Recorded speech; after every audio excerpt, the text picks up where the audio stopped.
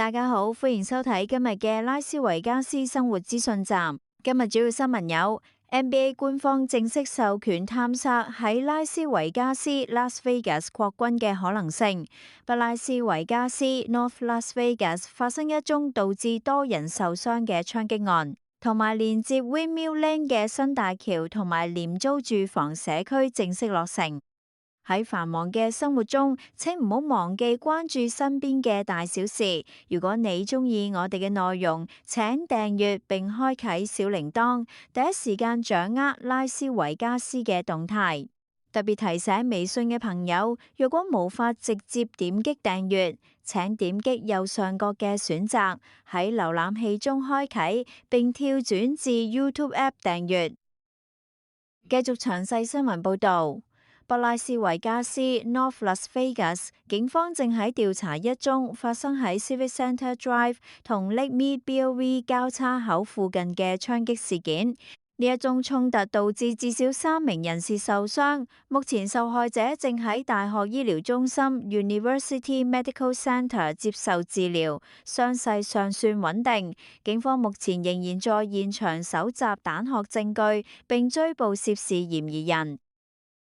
與此同時，一名30幾歲嘅男子因為涉及一宗發生喺215環路215 Bellway 嘅路槍擊案而被逮捕。該名嫌疑人因為同其他車輛發生摩擦之後，向對方同埋無辜車輛開火，目前面臨2項謀殺未遂指控。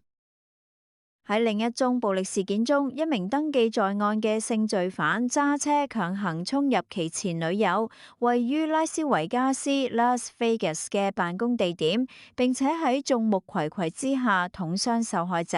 受害者目前喺重症監護病房，情況危急，嫌疑人已經被制服並面臨起訴。克拉克縣學區Clark County School District 近期面臨嚴峻嘅教職員犯罪問題。一名名為 Jaden Boucher 嘅樂隊教師，因為涉及多項引誘兒童進行性行為及持有兒童色情物品嘅罪名，被大陪審團正式起訴。另一名曾經獲得表彰嘅特殊教育教師 Brian Conway 亦都因為涉及多起針對未成年人嘅性犯罪被捕，目前保釋金定為75萬美元。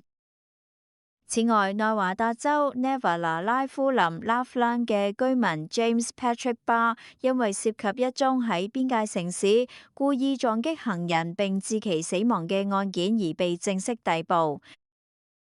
喺民生建設同科技創新方面，內華達州 Nevada 州長 Joe Lombardo 出席咗連接 Windmill Lane 關鍵路段嘅新大橋落成典禮。一項耗資5000萬美元嘅工程現該已經正式通車。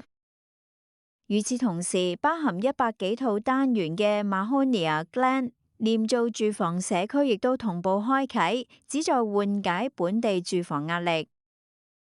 喺醫療科技領域，一名曾經患有心臟病嘅本地居民研發咗一種結合二維碼同藥物存儲功能嘅智能提醒手環，並喺今日嘅科技展示中亮相。該產品已經啟動初步生產計劃。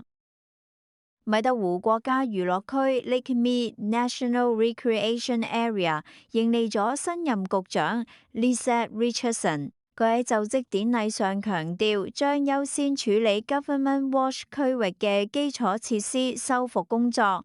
目前該處嘅道路與排水系統改進工程已進入最後階段。而喺拉斯維加斯市中心 Downtown Las Vegas 嘅音樂節會場，親友與樂迷聚集埋一齊，為一名於今日凌晨猝逝嘅知名本地唱片騎師舉行悼念儀式。目前警方初步排除他殺嫌疑。體育商業領域傳嚟重磅消息 ，NBA 董事會正式授權聯盟探索喺拉斯維加斯 Las Vegas 以及西雅圖 Seattle 設立新球隊嘅可能性。黃金騎士隊 Vegas Golden Knights 老闆 Bill Foley 表達咗參與競標嘅強烈意願，並透露佢嘅團隊已經準備好相關方案，預計每支新球隊嘅加盟費用將會介於70億至100億美元之間。美高梅國際酒店集團 MGM Resort 隨即表示，T-Mobile Arena 喺設計時已經充分考慮籃球與冰球共用嘅需求，僅需進行少量設施升級，即可符合 NBA 標準。此外，國家美式足球聯盟 NFL 嘅內部報告顯示，拉斯維加斯 Las Vegas 嘅 Allegiant Stadium 極有可能獲得2029年第63屆超級碗 Super Bowl 嘅舉辦權。官方投票預計將會下週舉行。今日所有新聞已經報告完畢，感謝你收睇。如果你有任何新聞線索或者係生活資訊想分享，歡迎在下方留言。拉斯維加斯生活資訊站，同你一同守望社區。你嘅支持係我哋持續創作嘅最大動力。多謝大家支持，我哋聽日同一時間再見。